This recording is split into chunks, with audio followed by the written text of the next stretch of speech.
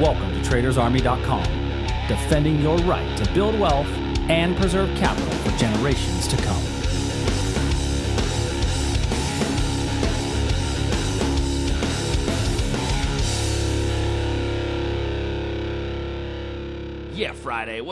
Friday. What's up, everybody? It's Friday morning. Hope everybody's having an absolutely amazing day. Welcome to the Friday morning edition of the Daily Market Commentary. I'm your host, Chuck Fulkerson.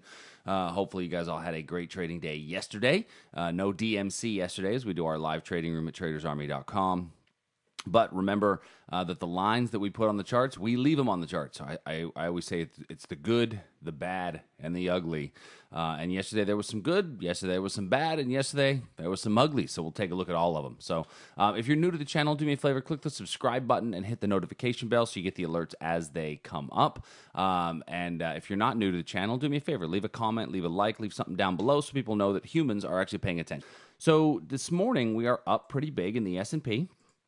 We're up about 14 points, and what we're up from is a breakout area that we had identified earlier in the week. So those of you that have been watching the DMC, we've been talking about this breakout area above 2,900, and we just got we had that hit in the overnight sessions. Big move up above that level. Now, yesterday I had looked at a potential reversal point right in here at this little pivot area, and price. You know, we looked at that as an area where we may see a bit of a reversal, and price actually came and hit it once, and then we moved away to the opposing fair price value, base, and then popped down through it. So the level itself was okay, but not a phenomenal level, and your stop has to go below the next pivot anyway, which is below here. So that's one of those areas that you may or may not have taken that level, gotten stopped out, and if you did, very small, was a very small risk. However, we've gotten a really nice rally up off of our breakout long. So if you took that breakout long, you're doing okay on it so far. Your stop should still be below the last pivot, which would be down in here. So take that stop. And I would say at this point, since we've rallied up and we're not getting a huge movement, take that stop, move it up to break even. It is heading into a Friday. So a couple things you can remember when we're heading into a Friday. If I want to hold it over the weekend, I can use it as a hedge, right? I can use options on futures as a hedge to hold something over a weekend and minimize any gap exposure. Nasdaq, we did not have the same setup in the Nasdaq. We actually had a little bit of a long off the 15-minute level, and once again, just like it did in the S&P, it went through there. But that's okay. I'll take a 6-point Nasdaq hit in exchange for a 6-point S&P, which is still running, right? 6-point Nasdaq, 6-point S&P. I'm going to get more bang for the buck on the S&P rallying higher on that than that small little Nasdaq. And this was one of the cases where we pulled back a little bit further than I anticipated for the reversal, but it didn't change my overall big picture bullish outlook.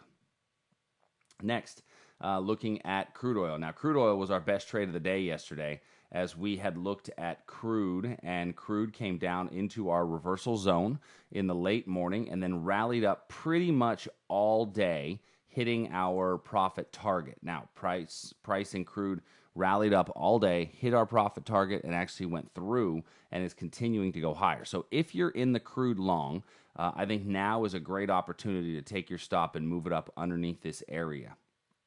This level itself, I'm going to convert that to a confirmation style entry. Once a level's been hit, I oftentimes convert it to a confirmation style entry. And then we look at this speed candle down here as a potential retracement zone, although I'm not going to add it at the moment. When I go look at this on a 4-hour, my 4-hour, we've got weakening momentum. We're sitting up at a resistance point on the 4-hour. A little bit of basing here.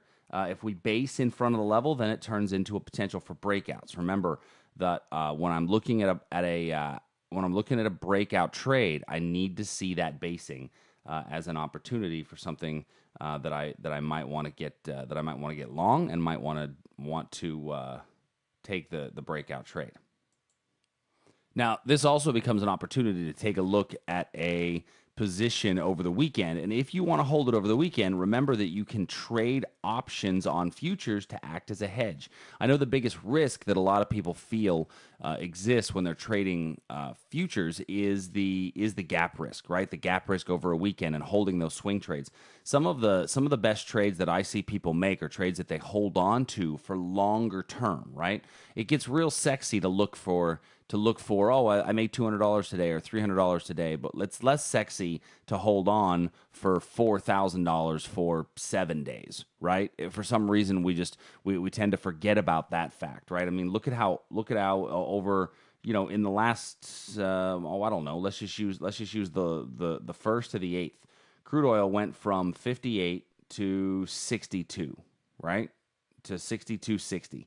So in that period, actually the 8th, it went to 62.84. So that's about $4 worth of price movement. And if all you're doing is looking for those 10 cents every day, or a dollar every day, then you're missing out sometimes on the big runners. So a way to do that is to use options as a hedge. For those of you that are unfamiliar, if you go to the free trading videos section of tradersarmy.com, we actually did a video recently on options with futures. So combining options with futures. Ignore the host.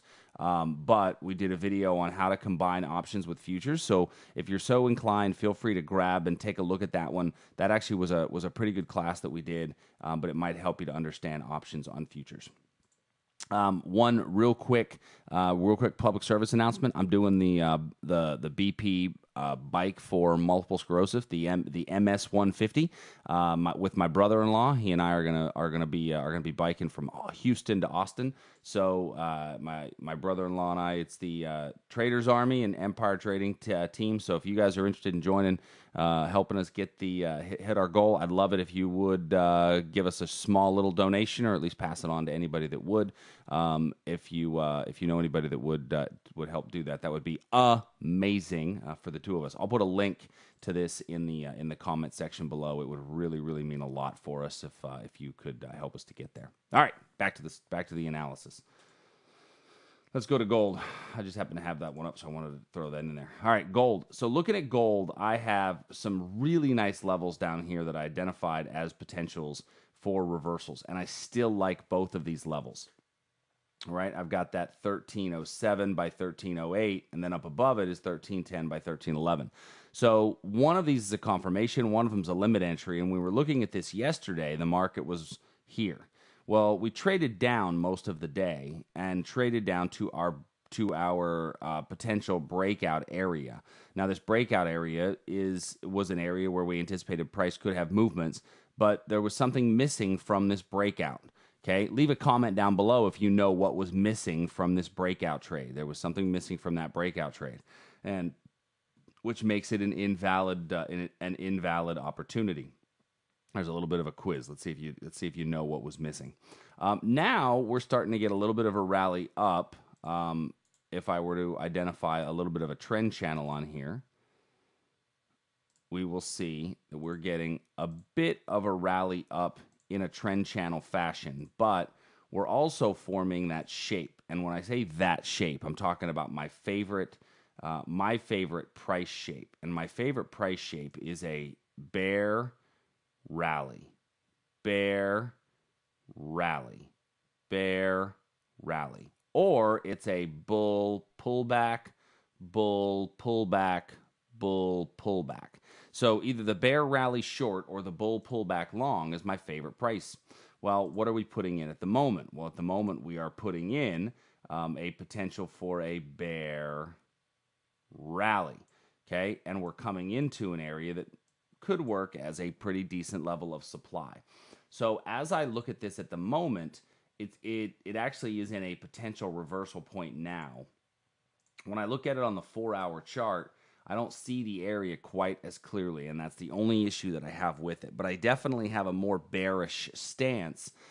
This would be an opportunity to go candle-to-candle style of trading for those of you that do candle-to-candle style off of the 4-hour chart on this trade. All right, let's go to bonds and currency markets. So looking at our bond markets, we had a level in the 10-year note that I've been looking at and looking at and looking at. And yesterday, we based below the level all day. And in the overnight hours, after the European market opened, we got a pretty big sell-off from that zone. So now that we've gotten a big sell-off from that zone, I need to add this as another potential reversal level. Definitely more bearish than I am bullish based on this movement, but I do believe that speed candles typically get retraced, and that's what we have here. The other side is this is created at the European market open, and those are some of my best times of the day to look for areas and opportunities. When levels are created is important, European market open being one of the most. So the next level that we will look at is in the Aussie. So let's talk about the Aussie. Remember I talked about the good, the bad, and the ugly? Here was the ugly. Had a good day overall. However, in the Aussie level, we'd had set up a potential reversal trade on a confirmation short. Well, the confirmation trades, remember, price has to come up to our level, trade out of our level before we take it. Well, this was a setup where we had the confirmation short and then a limit entry up above because we had both levels kind of stacked on top of one another. As I can see, the pivot and then this drop base drop. Now, I like this drop base drop, but price came into this level and it blew right through it, thus invalidating the level. Now, here's the problem is that we did then base before the next limit entry, which makes that level much weaker. Okay, unfortunately, it was a trade I had set up because I really believed in the level and price just blew right through it. And sometimes that happens, right? You're gonna get those areas where I kind of had done that one as already lower probability because we were in a fairly sideways price market, and so that was one. You talk about the good, the bad, and the ugly. That was the ugly. Was it ugly though? Not really, because I follow the rules, and it's okay to get stopped out when you follow the rules. What's not okay is to break the rules and still make a profit. I'd rather get stopped out when following the rules than break the rules and make a profit. A lot of people have a problem with that. I do not. Euro's continuing a little bit of a march higher. Feels like we're putting in a pretty solid base in the euro. If I look at this on a 4-hour chart, this is a really solid base that's taking time to form. And those solid bases that take time to form oftentimes lead to really nice moves higher. So I think that on the 4-hour chart, we're coming to some resistance up here, but in reality, that to me leads for a better opportunity on a pullback. So looking at a potential pullback for now, I am going to look at this area here for a potential rally if price does come back into this zone. Canadian dollar, once again, the good, the bad, and the ugly. The Canadian dollar price hit our limit entry and then hit our confirmation entry and then went through that area. This level did not work out because we had anticipated the potential reversal on this one and then a full reversal at the second one, and it just blew through both of them. And once again, you're going to get those, right? When the markets change directions on you, you're going to get those areas that get blown through. And so this is a good example of doing so. Now, took a small loss, but I'm okay. I'll take those small hits so long as I've got some winners to balance it out. Next levels were in the Great British Pound and the Japanese Yen. So in the Great British Pound, we're still in between our potential breakout area. Remember our rules on the breakout. Don't take the breakout unless all of the rules apply. And then our reversal up above. We've just been chopping sideways for a while, which makes the probability that much harder to really gauge. But we are definitely in some sort of a triangle pattern where we're anticipating some decent movement out of this, right? This is usually where you see some big movements. But if I look at the pound overall, we've really just been in a big 4-hour trend over a longer period of time. So last but certainly not least is what we have in the Japanese yen. So in the Japanese yen, price is continuing to fall. We've got a little bit of a supply level up here, up above us, and you're looking for a reversal as a chance to get back in. If I look at this on the 4-hour, huge sell-off, but we're coming to a gap fill area. Be aware of gap fill areas. Yes, I am aware that gap fill is on a contract rollover. I'm also aware that more often than I would like than most people would like to admit, those contract rollover gaps are still effective. So keep that area in mind.